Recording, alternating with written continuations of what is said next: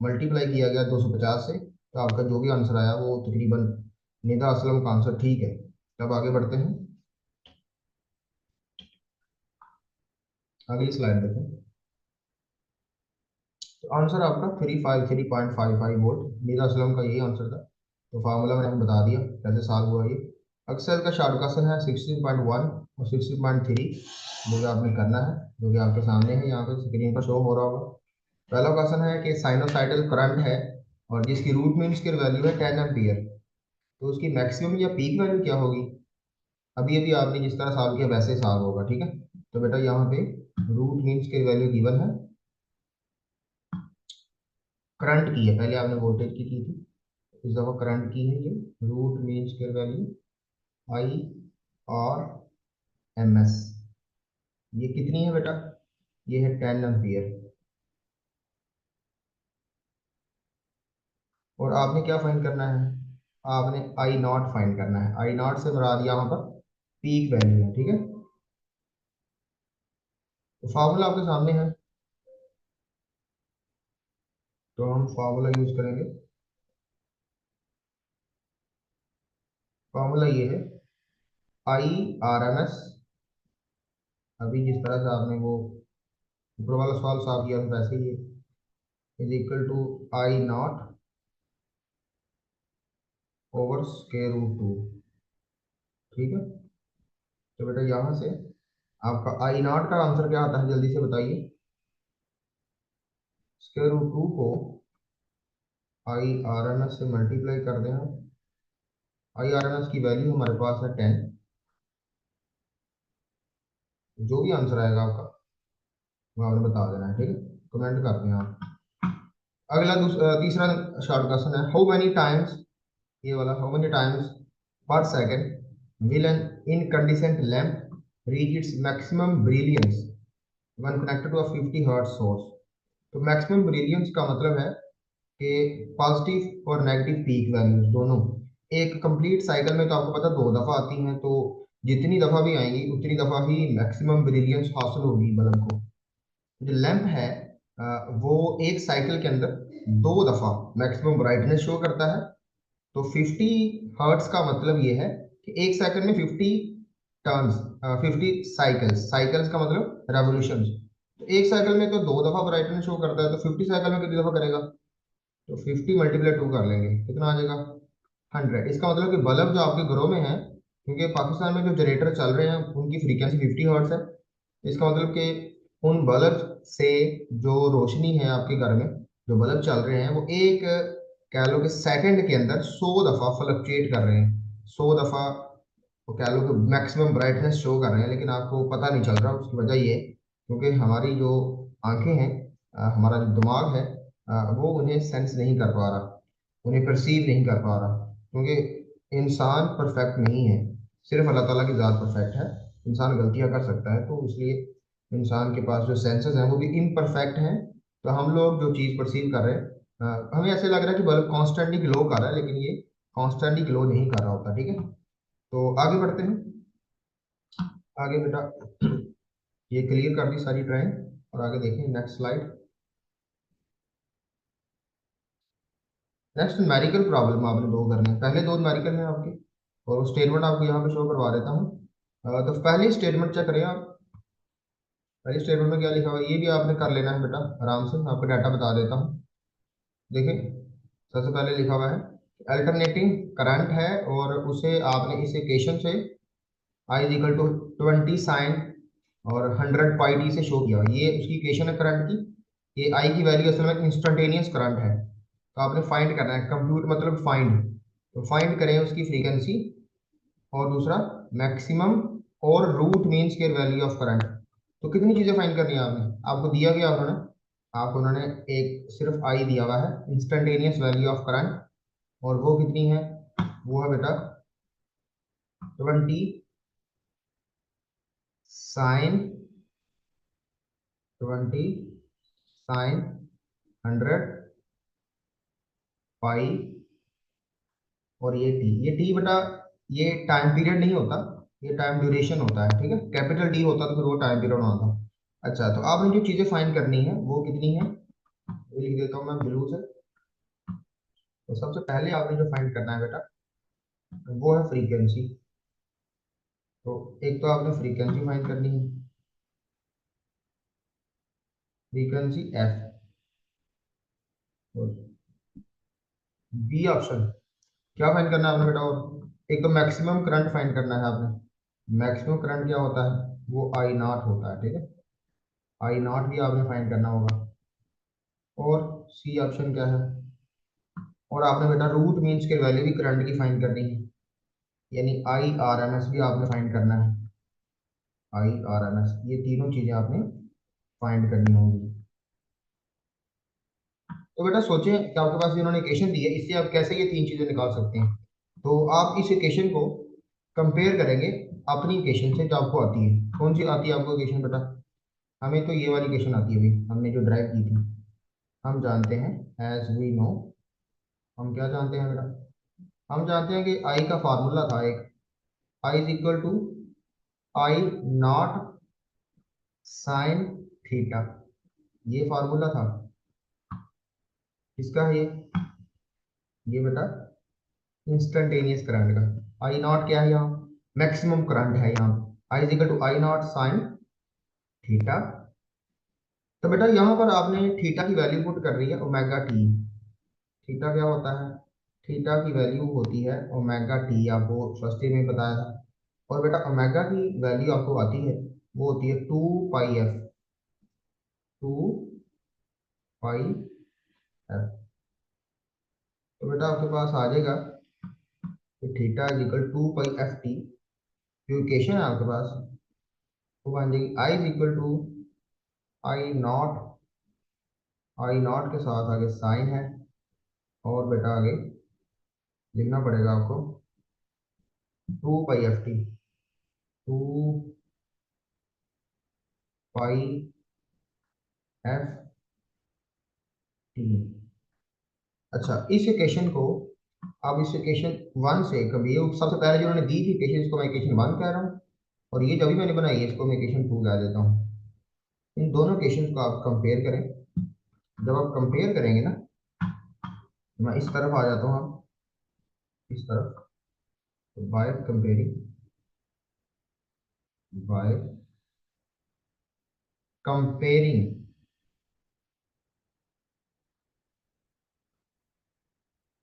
आप अगर कंपेयर करते हैं वन और इक्वेशन टू को, तो आपके पास आई की वैल्यू तो आई है, वो तो लेफ्ट साइड के बराबर है। तो राइट साइड चेक करें, आई नॉट किसके बराबर आएगा? शाबाश, आई नॉट, आई नॉट 20 की जगह पे लिखा हुआ, चेक करें। आप दोनों इक्वेशन को कंपेयर करें, पता चलेगा कि आई नॉट किसकी जगह पे है? 20 की जगह पे। और आई का यूनिट क्या होता है करंट का?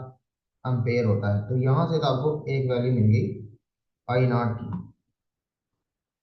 तो चले मैं इसे ब्लैक से ब्लू से पैक करता हूँ इसको। तो ये हमारे पास आई नॉट है। आगे देखिए, आगे बेटा आगे आपने आई आर एम एस निकालना था, वो तो अब आई नॉट से निकल जाएगा ना। ठीक है, फॉर्मूला आता है आपको, आई नॉट आपको दे दिया है। अब आप आई आर एम एस फौरन निकाल सकते हैं। कैसे निकालेंगे? आई आर एम एस के लिए आप बेटा फार्मूला इस्तेमाल करेंगे। फार्मूला ये वाला, आई आर एम एस बराबर होगा, I R M S is equal to I not, जो कि है 20 ओवर स्केयर रूट 2। तो जो भी इसका आंसर आएगा डिवाइड करके वो आपने लिखना है, ठीक है। तो चैट क्या कर रहे हैं आप लोग? ठीक है, तो ये निदा असलम ने आंसर दिया है बस। आवाज़ सबको आ रही है अब? सानिया चौधरी और सहर एजाज, सहर एजाज, ये इन्होंने लेफ्ट कर दिया है। इससे पीछे बल्कि ये बहुत दफ़ा लेफ्ट कर चुकी हैं। बच्चियाँ चेक अवेलेबल है कितनी यहाँ पे, ताकि इनसे पूछ सकें हम। 12 बच्चियाँ सिर्फ बच्चे रह गए इस टाइम। अच्छा, तो ये 12 बच्चियाँ। ठीक है, बाकी उनका करते हैं कुछ, बाकी से पूछते हैं क्या मसला है। ये मुश्किल ही पढ़ाना आपको हमने दोबारा। अगर छुट्टियां बढ़ गई तो फिर तो कोई भी नहीं पढ़ा सकेगा। तो आई आर एम एस की वैल्यू आपके पास जो भी आई है यहाँ पे आप लिख देंगे। अच्छा, दो चीजें हमने निकाल ली, अब क्या रह गया, एफ रह गया। तो बेटा एफ यहाँ से डायरेक्ट देखें आप, ये 2 बाई एफ टी को कंपेयर करें तो 100 पाई टी बनता है, चेक करें आप। मैं सब कुछ अगर ये वाला रेज कर दूं, या सबसे ऊपर लिखता हूँ, सबसे ऊपर देखिए आप, एफ के लिए, स्मॉल एफ के लिए कंपेयर करें, देखिए आई ना तो 20 आ गया था, लेकिन 2 पाई एफ टी किसके बराबर आएगा, 2 पाई एफ टी, ये आएगा 100 पाई टी के। तो यहाँ बेटा ये स्मॉल टी तो कैंसिल हो जाएगा, तो आप बताएं, आप जल्दी से कमेंट करें क्या बनेगा यहाँ स्मॉल एफ, शाबाश। टी तो इस कैंसिल हो गया, पाई भी कैंसिल हो गया, और 250, द 100 होता है, यहाँ 50 आ गया। तो स्मॉल एफ कितना आ जाएगा, स्मॉल एफ कितना आ जाएगा, तो आ गया जी स्मॉल एफ का आंसर। कमेंट आना शुरू हो गए, इसका मतलब आंसर पता चल गया तुम लोगों को। और भाई तुम लोग तो बहुत चालाक हो, आंसर ऊपर से देख लिया, ऊपर से मैं अब देखा कि जो न्यूमेरिकल मैंने लगाया हुआ है उसके ऊपर आंसर भी लिखा हुआ है, चेक करो। ये देखो तीनों आंसर नजर आ रहे हैं यहाँ, तो न्यूमेरिकल के स्टेटमेंट के ऊपर आंसर लिखा हुआ है। चले, आप लोगों ने नहीं देखा होगा, ईमानदार है ना आप। अच्छा, तो ये आ गया जी 14.14, बिल्कुल ठीक है, बिल्कुल ठीक है, बहुत शुक्रिया आपका। और अच्छा ये आंसर जी 14.14 उसका आ गया, पहले निकाला था हमने जो। और अब 20 के बाद 50, ये तीनों आंसर चेक करें। 50 हर्ट्स लिखा हुआ है, हर्ट्स मतलब फ्रीक्वेंसी, तो न्यूमेरिकल समझ आ गया सब बच्चों को। अब टू वाला आपने खुद करना है, टू वाले में क्या करना है, ये मैं सारा रेस करता हूँ पहले, ये वाला, इसका स्क्रीनशॉट लेना तो ले लें जिन बच्चों ने रिकॉर्डिंग नहीं लेनी, क्योंकि रिकॉर्डिंग पता नहीं सेंड होनी भी है कि नहीं। तो बाकी देखिए नेक्स्ट, अब देखिए न्यूमेरिकल नंबर 2 में क्या कहता है, a sinusoidal AC has a maximum value of 15 ampere. तो 15 एम्पियर दे दिया उन्होंने सब। तो जो बच्चे कहते हैं कि हम सब खुद कर लेंगे, वो जरा मैसेज करें कि सर वी कैन डू, उनकी असाइनमेंट है वो कल, असाइनमेंट में कल वो मुझे चेक करवाएं, और इंशाल्लाह अगर नहीं समझ आएगी आपको, आप नहीं कर पाएंगे, फिर मैं करवाऊंगा। तो कमेंट में बता दें जी कि मैं करवाऊंगा, आप लोग कर लेंगे। मैं आगे बढ़ता हूँ, ठीक है। चलें जी, आप लोग कर लेंगे, ठीक है, बच्चों ने बोल दी यस वी कैन डू। आगे बढ़ते हैं। आवाज़ मेरी ठीक है ना, अब तो किसी बच्चे को मसला तो नहीं हो रहा अब आवाज़ में? अब फेज आर्टिकल है हमारा आज का। तो फेज के बारे में बेटा पहली दफ़ा आपने कहाँ सुना था मुझसे, या फिजिक्स में आपने फेज के बारे में पहली दफ़ा एफएससी में किस आर्टिकल में सुना था भला, किस क्लास में या किस आर्टिकल में, याद है किसी को? मुझे तो याद है जी। तैयबा फरियाद कहती है कि मैंने चैप्टर 11 में सुन लिया था। चैप्टर 11 में कहाँ सुना था बेटा आपने फेज के बारे में? 11 में भी सुना होगा फिर आपने। अच्छा, फेज चैप्टर 11 में वो फेज का मतलब हालत, ठीक है ठीक है। तो वो जो फेज थे वो आपने दूसरे सेंस में समझ लिया, मैं वो फेज स्पेशल आर्टिकल के तौर पर कह रहा हूँ कि पूरा आर्टिकल आपने कहीं देखा, कहीं पढ़ा आपने? बिल्कुल चैप्टर 7 में पढ़ा था, ईमान तो बिल्कुल ठीक कह रहे हैं आप, चैप्टर 7 में पढ़ा था आपने, ठीक है बच्चे। और उसके बाद देखें दोबारा पढ़ना पड़ रहा है। अच्छा, चैप्टर 7 में ऐसा क्या था जो इस चैप्टर में भी आपको नजर आ गया है, जिसकी वजह से दोनों चैप्टर्स में ये फेस आर्टिकल पढ़ना पड़ रहा है? ऐसा क्या था वहां पर चैप्टर 7 में, शाबाश, फिर समझ आएगी आपको आर्टिकल की, बताएं शाबाश। ऐसा क्या देख लिया था आपने चैप्टर 7 में जो इस चैप्टर में भी देख लिया आपने? कोई चीज सिमिलर है दोनों चैप्टर्स में? हाँ, ओसिलेशन थी वहां पर, ओसिलेशंस थी वहां पर, और यहाँ पर क्या ओसिलेशंस है, यहाँ पर भी तब्दीलियां हैं वैसे। अगर मेन चीज देखें तो दोनों चैप्टर्स में जो ग्राफ था, आपने चैप्टर 7 में जो फार्मूला बनाया था ना एक्स का, इंस्टेंटेनियस डिस्प्लेसमेंट का, वो फार्मूला, और आज जो आप इस चैप्टर में बना रहे हैं या पढ़ रहे हैं वो फार्मूला, वो दोनों एक जैसे ही लग रहे हैं। चेक करें, मैं लिखता हूँ पहले चैप्टर 7 वाला इंस्टेंटेनियस डिस्प्लेसमेंट का फार्मूला चेक करें। ये था x is equal to x not sine theta, और आपको याद होगा कि मैंने थीटा की जगह पे भी उस चैप्टर में ओमेगा टी रखा था, और मैगा को अभी आपको न्यूमेरिकल में बताया कि मैगा को हम 2 पाई एफ कहते हैं, तो मैं डायरेक्ट 2 पाई एफ टी लगा देता हूँ यहाँ पर। तो ये फार्मूला आपने बनाया था, x is equal to x not sine 2 pi f t. और अभी फार्मूला जो आप पढ़ रहे हैं, जो अभी पीछे हमने बनाया पिछले 2 दिन पहले, वो भी इस तरह का ही है, जो न्यूमेरिकल में इस्तेमाल भी किया है, बस उसमें एक्स की जगह पे क्या आ गया। ये तो चैप्टर 7 का है, ये वाला तो चैप्टर 7 का है, और इसमें एक्स तो इंस्टेंटेनियस डिस्प्लेसमेंट को शो कर रहा है। लेकिन हमने जब इसे रिप्लेस किया तो ये बन गया था आई, ये चेक करें किसी और कलर से लिखता हूँ रेड से, ये देखें ये बन गया था आई, आज आई बन गया, इसकी जगह पे आई आ गया, और एक्स नॉट की जगह पे क्या आ गया, आई नॉट आ गया इसकी जगह पे। बाकी वैसे ही है सब कुछ। ऊपर जो थीटा लिखा हुआ है यहाँ पर भी थीटा आएगा पहले, ठीक है। तो जब कभी कोई ऐसा फार्मूला हो जिसमें सारा कंट्रोल थीटा के पास हो, किसके पास हो, थीटा के पास, तो थीटा उस वक्त बन जाता है फेज। ये कंट्रोलर था ना, ये पूरी सारी हालतें बताता था, उधर चैप्टर 7 में ही बताता था। ये बताता था कि जो ऑसिलेशन कर रहा है वो इस वक्त किस जगह पर है, उसकी पोजीशन, उसका डिस्प्लेसमेंट, डायरेक्शन, उसकी पूरी स्टेट को डिस्क्राइब करता था।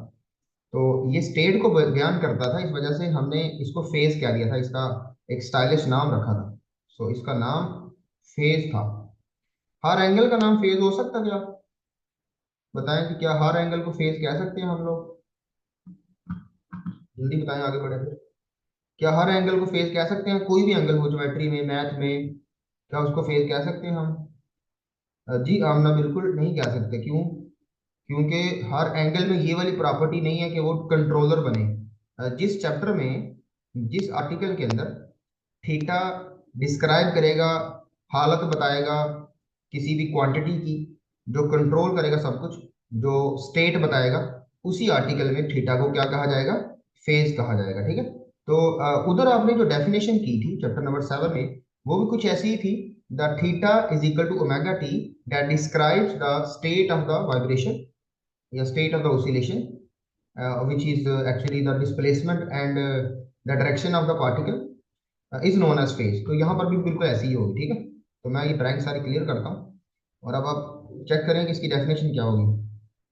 डेफिनेशन से पहले आपको सारा कंसेप्ट देना है। यहाँ पे फेज आपको कहाँ नजर आ रहा है, फेज कौन है यहाँ पे, फेज जो बताया आपको, बेटा यहाँ पे एंगल्स हैं, ये डिग्रीज में लिखे हुए हैं। अब आपने, मैंने इसीलिए डिग्रीज में लिखा है कि आपसे मैंने रेडियन में लिखवाने हैं। तो ईमान तौर आप बताएं कि यहाँ पे 90 की जगह पे रेडियन में क्या आएगा, 90 की जगह पे रेडियन में यहाँ पे फेज क्या आएगा। पाई/2 सर। हाँ बिल्कुल पाई/2 आएगा, शाबाश। तो पाई/2 यहाँ पे लिख दिया मैंने। तो और यहाँ पे कौन कौन है, एक तो बच्चे बहुत बहुत कम है।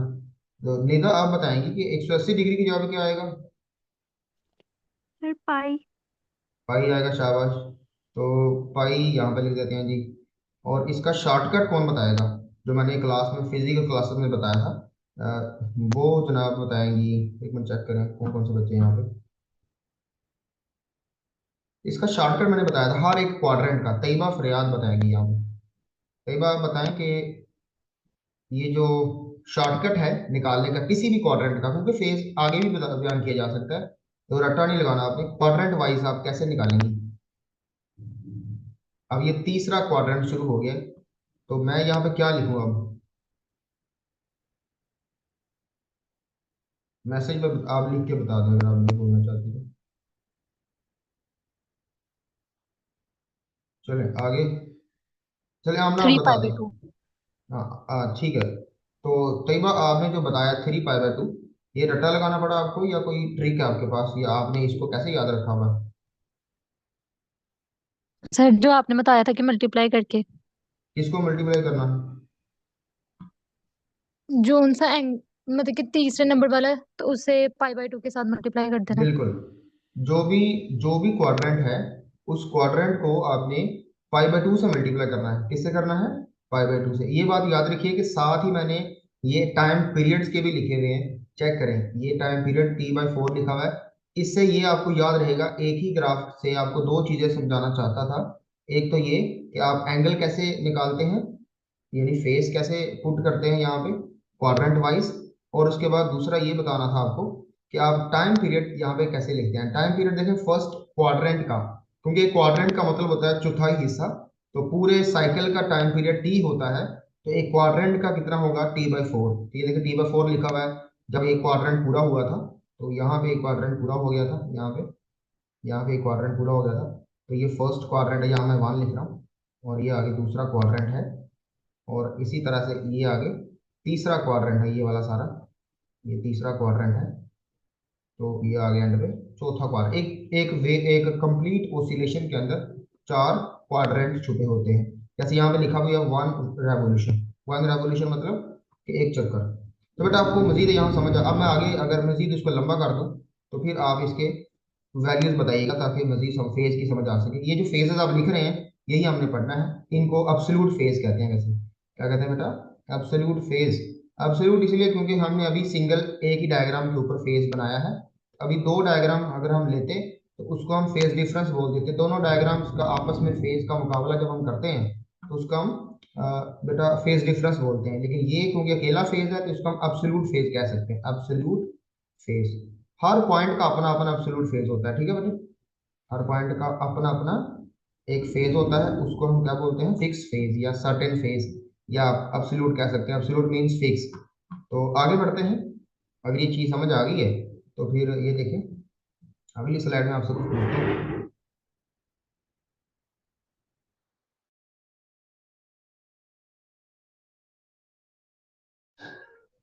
अच्छा तो बताएं जी, आपने इस डायग्राम में ये चेक किया होगा कि यहाँ पे 2 पाई तक ये कितनी ऑसिलेशन है, यहाँ पे शो हुई है? कितनी ऑसिलेशन है?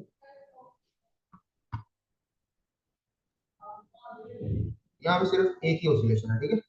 ऑसिलेशन एक ही है। अब चेक करें, 1/2 पाई भी लिखा हुआ है, 3/4 पाई। पाई यानी कि आपको ये बताना चाहता हूँ कि यहाँ पे जरूरी नहीं है कि आप सिर्फ पाई/2 और पाई और 3 पाई/2, जिसको मैं पहले सर्कल कर दूं। सिर्फ यही नहीं आपने याद रखने होते। अंदर हर पॉइंट पर जो फेज है, वो भी एब्सोल्यूट फेज ही कहलाता है। हर पॉइंट का अपना अपना फेज होता है। पहले हमने सिर्फ ये वाले मेंशन किए थे, ये चेक करें, पाई/2 यही है। ये वाला 1/2 पाई असल में पाई/2 ही है, ये पाई/2। इसको और डिग्री में क्या कहते हैं, इसको इसको 90 कहते हैं, 90 डिग्री कहते हैं मतलब। और ये वाला एक पाई मैंने मेंशन किया था, और यहाँ से 3 पाई/2 मेंशन किया था, और ये 2 पाई।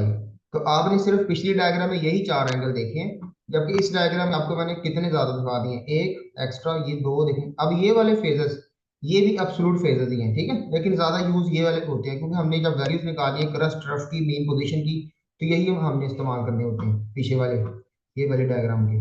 तो इस डायग्राम में जो ज्यादा फेजेस दिखाएंगे, ये भी क्या कहलाते हैं, एब्सोल्यूट फेजेस।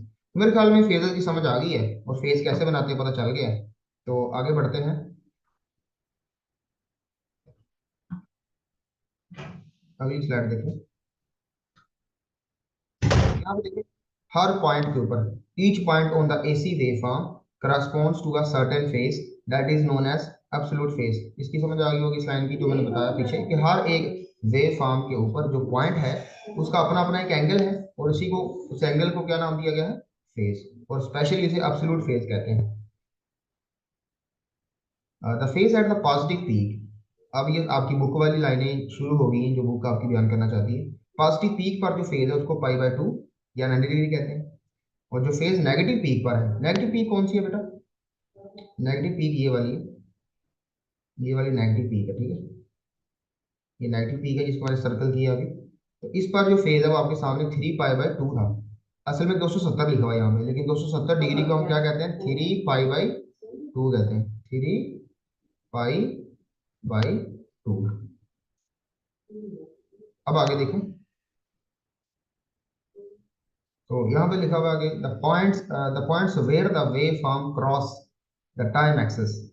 वो वाले पॉइंट्स जहाँ वेव फॉर्म टाइम एक्सेस को क्रॉस कर रहा है, वो पॉइंट्स असल में फेज रखते हैं 0, पाई और 2 पाई।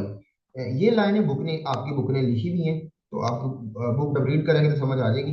ये देखें गौर से, बताएं देख के, क्या वो वाले पॉइंट्स जहाँ पर टाइम एक्सेस यानी एक्स एक्सेस को, टाइम एक्सेस कौन सा है हमारा, चेक करें, मैंने टाइम एक्सेस एक्स एक्सेस को ही कहा हुआ डायग्राम में, ये चेक करें।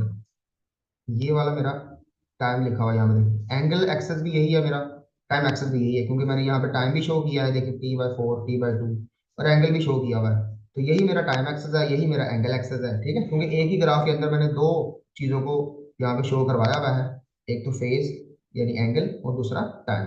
तो वो वाली पॉइंट चेक करें जहां जहां हमारा वेव फॉर्म टाइम एक्सेस को क्रॉस कर रहा है। कौन कौन सा पॉइंट है वो? एक तो ये वाला पॉइंट है वो, ठीक है, मैं इसको किसी और कलर से शो करता हूँ। जैसे ये मैं करता हूँ नीले कलर से, ब्लू कलर से शो करता हूँ। ये देखिए, एक तो ये 0 डिग्री यहाँ पे क्रॉस हुआ हमारा एक्स एक्सेस। और कौन सा है बताओ, शाबाश। और पाई वाला ये है 180 डिग्री। और कौन सा किस जहाँ पे क्रॉस हुआ है? तो ये 360 डिग्री पर क्रॉस हुआ है। तो ये तीनों पॉइंट्स के नाम लिखे, चेक करें नीचे, the points where the wave form crosses the time axis. तो वो कौन कौन से थे, उनके फेज क्या थे? एक 0 था, एक पाई था, और एक 2 पाई था। समझ आ गई होगी आपको। तो आगे बढ़ते हैं। तो ये अब आपको बुक की डायग्राम नजर आ रही होगी यहाँ पे, बुक वाला सारा कुछ, बुक की रीडिंग ये आपको समझानी थी। तो बुक क्या कहती है? We have seen that the instantaneous value, book कहती है कि क्योंकि हमारे पास जो फार्मूला है इसका v का, इंस्टैंटेनियस वैल्यू का, वो है v0 sin थीटा। और फार्मूले से सब कुछ क्लियर हो जाता है। फार्मूला कह रहा है कि जो कुछ भी बताना है v के बारे में, वो थीटा नहीं बताना है। तो चैट कहाँ से शुरू होगी है? सर बुक्स पे दो है, 0। क्या दो है बेटा? सर बुक्स पे दो है 0?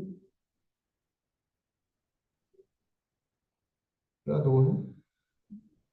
0 एंगल 2 लिखे हुए हैं। कहाँ 0 2 लिखी होगी? दो ग्राफ्स हैं अभी, वो फेज वाले के नीचे जो है ना दो ग्राफ, वो नहीं भी पढ़ाए असल में। अच्छा, ये जो जो मैंने डायग्राम बनाई है ना, हाँ ठीक है, निदा ने शुक्र बता दिया। ये डायग्राम जो है ना, ये मैंने बनाई है, जो बुक ने लिखा हुआ है कि ये फिगर 16.2 की बातें कर रही है बुक।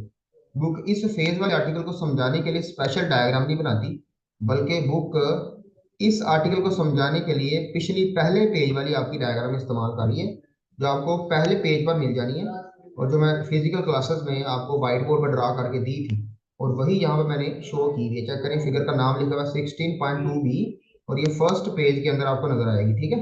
तो नहीं तो अब आपको पता चल गया कौन सी डायग्राम की बात हो रही थी। आप डायग्राम से कंफ्यूज हो रही थी ना, डायग्राम आपकी बुक पे जो बनी हुई है, दो डायग्राम, वो भी अगले आर्टिकल की डायग्राम है, फेज लैग और फेज लीड की। अभी फेज की डायग्राम बुक ने पिछले इस्तेमाल की है। तो बताएं मैसेज करके, ठीक है, आपका क्लियर हो गया? हाँ जी। तो आगे देखें, अब रीड कर लें, पता चल जाएगा।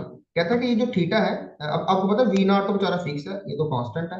V0 तो कांस्टेंट है ना, फिक्स है, कांस्टेंट है।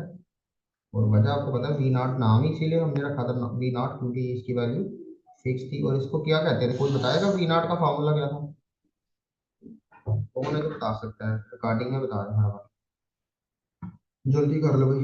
V0 का फॉर्मूला बताओ जल्दी, V0 का अपना जाती फॉर्मूला, जिसको हमने V0 बोला था, वो वैल्यू क्या थी?